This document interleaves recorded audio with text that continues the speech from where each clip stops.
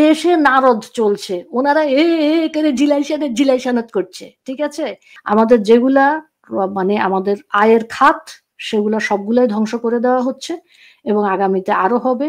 এবং তারা এই জুলাই সনদ মনদ এগুলা নিয়ে আমাদেরকে খুব ব্যতিব্যস্ত রাখবে।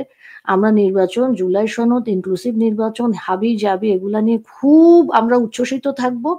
এগুলার আড়ালে আমাদের যা যা সর্বনাশ হওয়ার ইতিমধ্যে আপা হয়ে গিয়েছে। বন্দর দিয়ে দিয়েছে, সেন্ট মার্টিন দিয়ে দিয়েছে, নন ডিসক্লোজার এগ্রিমেন্ট করে ফেলেছে।